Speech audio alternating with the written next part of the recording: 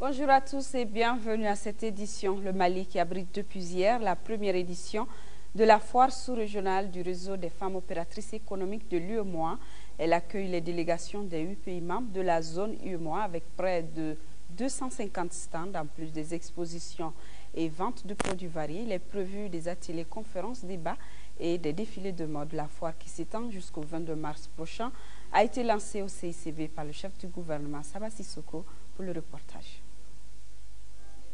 L'organisation de la foire sous-régionale du réseau des opératrices des États membres de l'UEMOA est une des recommandations de la deuxième conférence sous-régionale tenue en octobre 2010.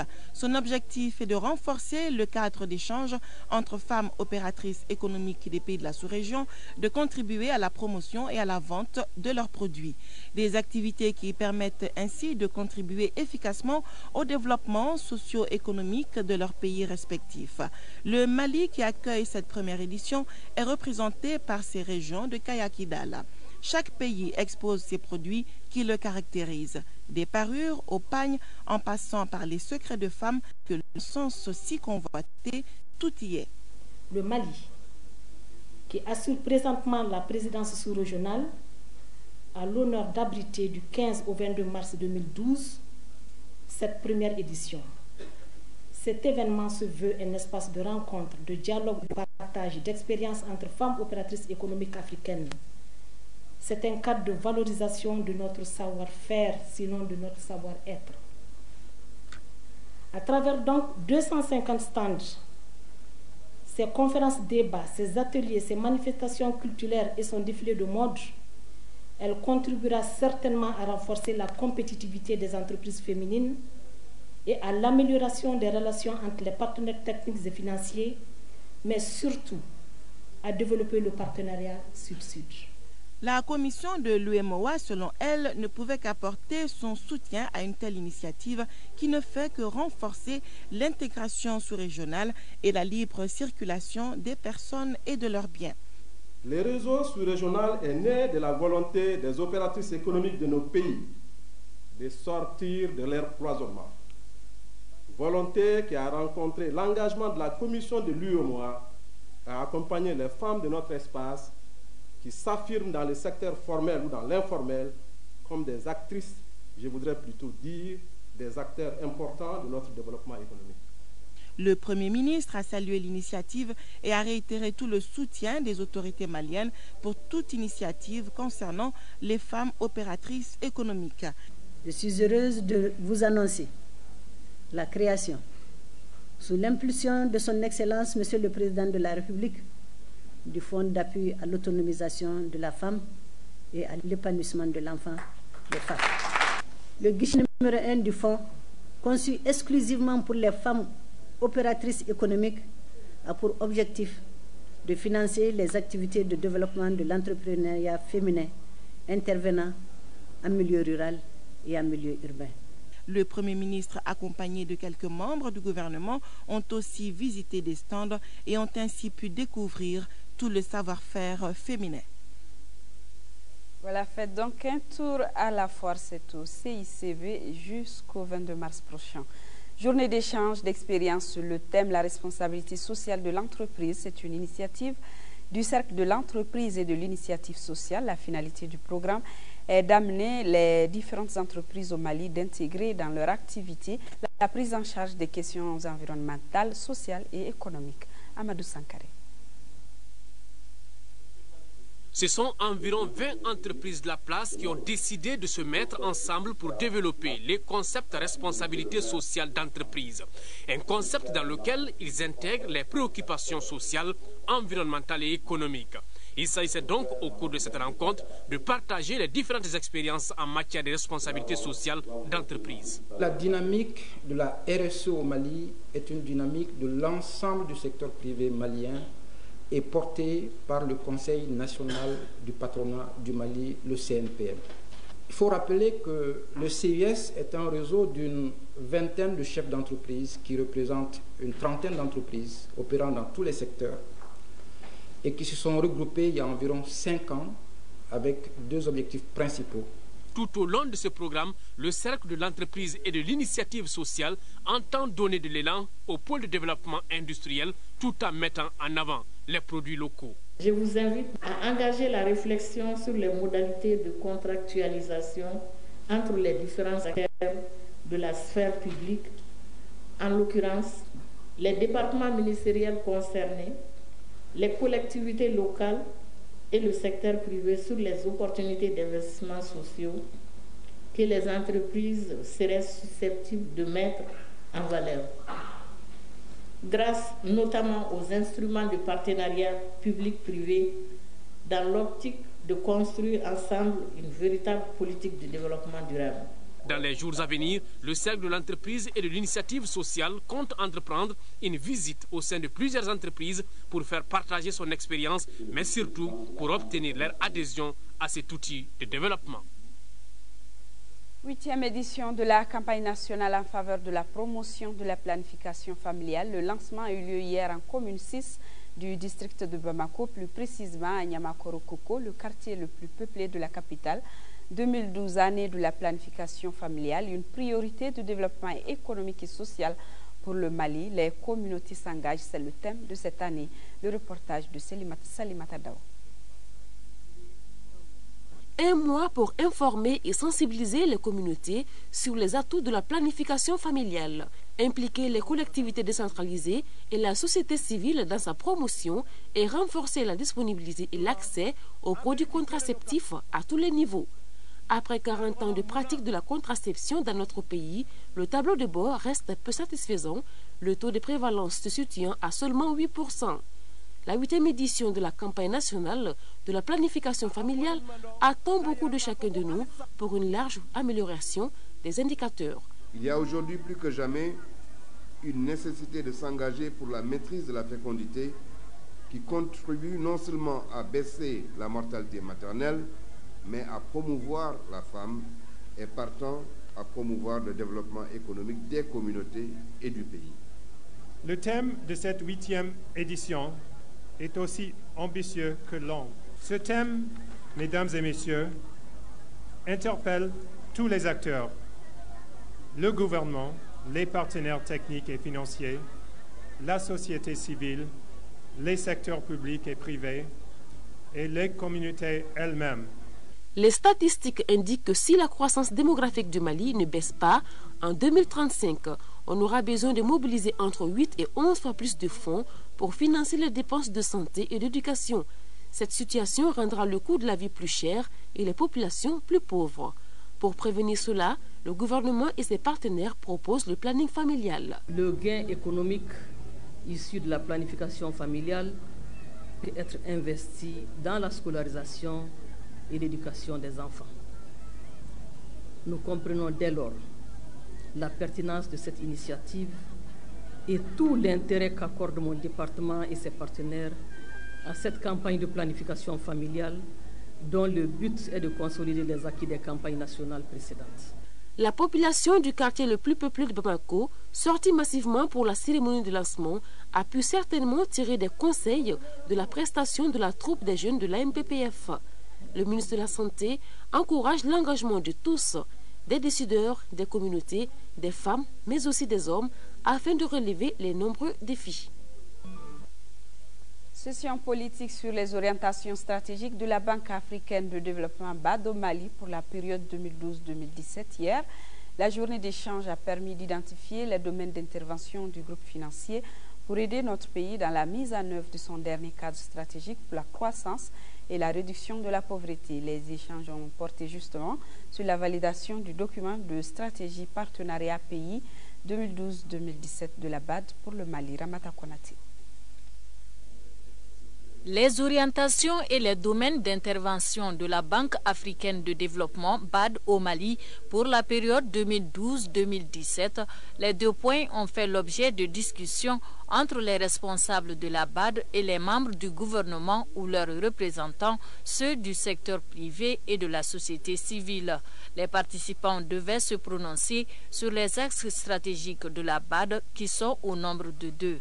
Il s'agit, premier axe, le renforcement des infrastructures économiques pour le développement des zones de production et l'accès aux marchés régionaux et internationaux. Les domaines qui seront retenus au titre de ce texte porteront sur l'irrigation et la maîtrise de l'eau, les transports, la fourniture d'énergie et l'approvisionnement en eau potable et l'assainissement. Le deuxième axe consacré au renforcement des infrastructures économiques concerne la gestion des finances publiques, l'amélioration du climat des affaires, entre autres. En plus de ces orientations, 4 domaines clés de développement figurent parmi les priorités de l'institution financière au Mali. Il s'agit de la création d'emplois, la promotion de l'équité genre, la protection de l'environnement et l'efficacité de l'aide. Des questions transversales largement abordées par les parties prenantes. À l'issue de cette journée d'échange, les participants devaient valider le document de stratégie pays 2012-2017 de la BAD pour le Mali, un document qui définit les actions prioritaires de l'institution financière pour aider notre pays dans la mise en œuvre de son cadre stratégique pour la croissance et la réduction de la pauvreté CSRP 2012-2017. L'atelier sur la transition de l'analogique au numérique a connu son épilogue 4 jours durant. Les participants d'une trentaine de pays ont adopté des recommandations visant à aboutir au respect de la date butoir du 17 juin 2015, une date prévue pour l'adoption effective de la télévision, la téléphonie numérique, entre autres. Et pour y aboutir, les États africains s'engagent à mettre tous les moyens nécessaires en jeu afin de respecter ceux de l'E. Mahamadou Doumbia, compte rendu. Regroupant 140 délégués d'une trentaine de pays d'Afrique et d'Europe, l'atelier et la réunion de coordination des fréquences sur la transition vers la télévision numérique et sur le dividende numérique viennent de prendre fin sur les recommandations facilitant la transition à l'échelle du continent, avec à l'affiche le respect de l'échéance d'arrêt de l'analogique et des dates bien fixées à l'avance. Bref, tout doit être entrepris pour le respect de la date du 17 juin 2015. Et les grandes recommandations qui en sont ressorties, c'est que premièrement, la coordination qui a commencé ici doit se poursuivre. On a fait un premier travail, maintenant les pays doivent faire des coordinations bilatérales ou multilatérales une fois arrivés chez eux pour que le travail soit achevé. On a également retenu un certain nombre de dates butoirs pour que chaque pays puisse soumettre les modifications qui auront été faites. On a essayé de définir un chronogramme pour le passage au numérique qui nous a été proposé et que toute l'Assemblée a adopté par acclamation. Et il a été également recommandé que chaque pays puisse mettre à disposition les moyens humains, les moyens financiers, les moyens structurels pour bien conduire cette transition vers le numérique parce que c'est quelque chose d'important pour nos pays. Auparavant, la réunion de coordination des fréquences a mis l'accent sur la réévaluation du plan de fréquences adopté depuis 2006 pour la radiodiffusion télévisuelle terrestre dans les bandes 174-230 MHz et 470-862 MHz et la mise en place des actions conséquentes nécessaires tout en tenant compte des besoins en fréquences à court et moyen terme pour les services de la radiodiffusion. À ce sujet, les représentants de l'Union internationale des télécommunications et l'Union africaine des télécommunications et tous les États africains sont convaincus de l'utilité de travailler ensemble pour réussir ce passage de l'analogique au numérique.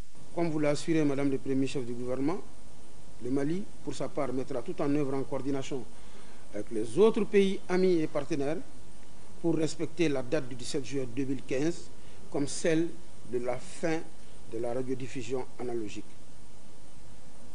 Le Mali prend cet engagement parce que, comme vous, nous savons que ce combat est un combat juste, qu'il va dans le sens du progrès, que c'est un combat moral et ce que nous devons faire jusqu'en 2015 est une lutte et un travail acharné de tous les instants. Il a été recommandé que les États africains mettent à disposition les moyens humains, les structures et les finances nécessaires pour s'assurer que toutes les dates avant juin 2015 soient respectées. Conférence de presse de l'ambassadeur et chef de la délégation de l'Union européenne au Mali. Un mois après sa prise de fonction, Richard Zink a tenu à partager quelques points de vue avec les journalistes. Il s'agit ici du renforcement de la coopération entre le Mali et l'Union européenne Le reportage de Mamadou Bagayoko. Le nouvel ambassadeur, chef de la délégation de l'Union européenne, rappelle tout d'abord aux journalistes les bonnes relations existantes entre le Mali et l'Union européenne. Je veux aussi souligner l'importance de la coopération entre l'Union européenne et Mali depuis plus de 50 ans et actuellement on décaisse autour de 100 millions d'euros par an. Essentiellement dans les infrastructures, dans le développement rural, dans la décentralisation, mais également avec une somme importante d'appui budgétaire donc qui va directement dans les caisses de l'État. En 50 ans de coopération, plus de 4000 km de routes ont été construits et le nouveau chef de la délégation de l'Union européenne entend travailler dans la continuité. Par ailleurs, une question d'actualité a dominé les échanges, à savoir la crise au nord du Mali. La position de l'Union européenne reste claire. Elle apportera tout son soutien nécessaire pour la résolution de la crise au nord.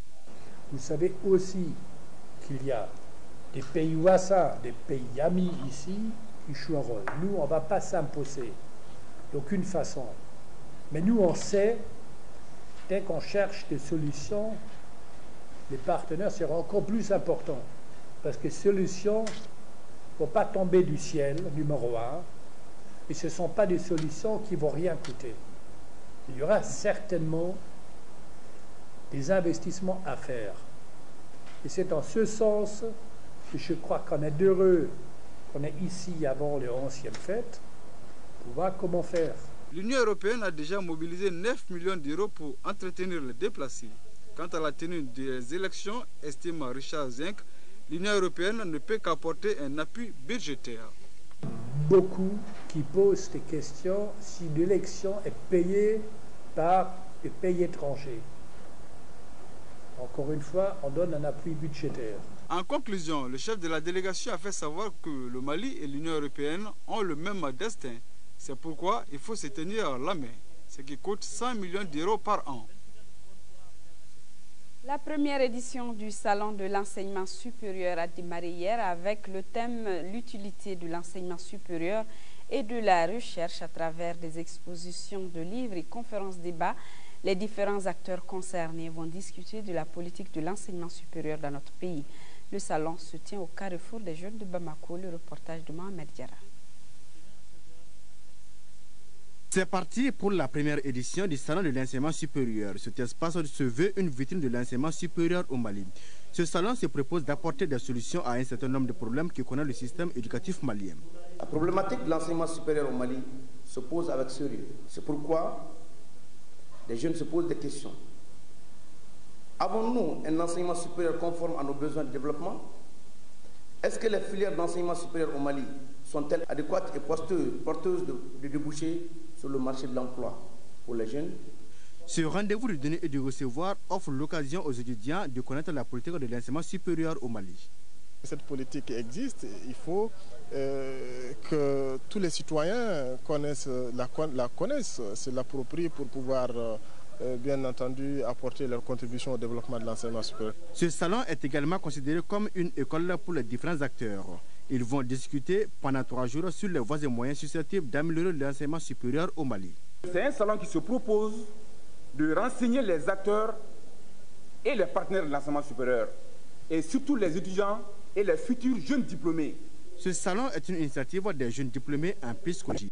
Les initiateurs veulent, à travers cette démarche, mettre en éducation, emploi et formation. Un tel salon, à mon avis, est une opportunité pour nous-mêmes de l'enseignement supérieur de savoir effectivement quels sont les besoins effectivement des jeunes. Nous en avons formé beaucoup. Nous savons qu'il y a beaucoup qui sont aujourd'hui au chômage. Et bien, participer à un tel salon nous permet de savoir vers quel côté il faut peut-être orienter les formations. Le salon prévoit plusieurs activités au nombre desquelles des expositions ventes, des conférences débats. L'objectif est de parvenir à un système éducatif de qualité. Voilà, sur ce s'achève cette édition. Prochain rendez-vous 18h-20h avec Nyanya Lou Traoré. Je vous retrouve demain s'il plaît à Dieu à 13h. Merci et bon appétit à tous.